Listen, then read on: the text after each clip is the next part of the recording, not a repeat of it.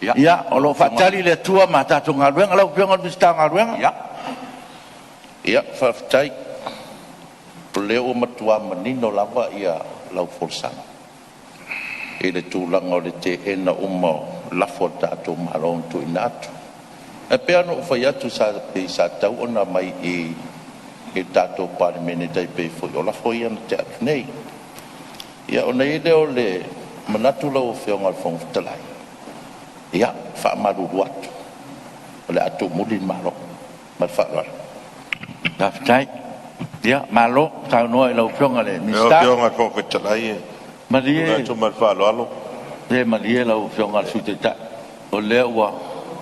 Leo se va ngai fia manino ai lau sau noa. Tu sai matato tu la fono tu mau.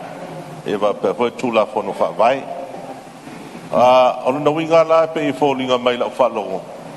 E le ai lava se awala. A se me mfai ai ona fa nga fua no fo al fo fitalai. E le tu langa le te sau no e tu sa lava pe wo ni tu langa ai ya fite nai. Wa fa pito fa tu au. Wa le fia ma le mana mi al mota e le mfai ala na vese lo fio. Ya, ona ho man fa mane no atu. Tato tu la pon tu mau, tu la pon mota. Ya me foi tu la pon fa vai. Tu family o le lava wa tu sama tu ta. Ya pe yo le winga na la ofisili pe ma malama. Ona tu la ga na la tau fa me sui pa le mia. Ilo na ia tanto nunga. Ina tu la fono.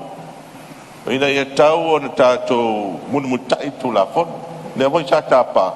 Wala ara se fa tuanga fa tu la fono. Alo ia lo official fono. Man lo yisi.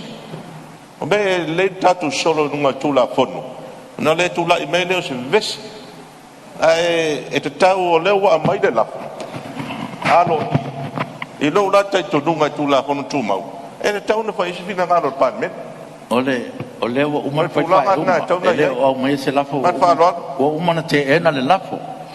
Pe no fa ya tu umana te ena le lafo naf. Ia pe le winga o mai to no pan men. Do fa ma die. Ele winga la ofisini. O le fai unga fai de lafo. Ona ua mai alo ia. E fai le mota de.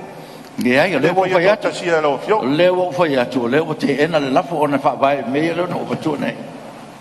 Ia mai se ole lafo. Ia fia lo fio. Le fio ma te lepe ma wo sia no tu la fono. O la sunga fo lo ia te mal le tu la fono. Ia o papel ba fanga la no tano atu. O tu la fono. Ia o na fai atu ta. Tato mali dia. Le o ui ese ale le fong talai ala tu la fono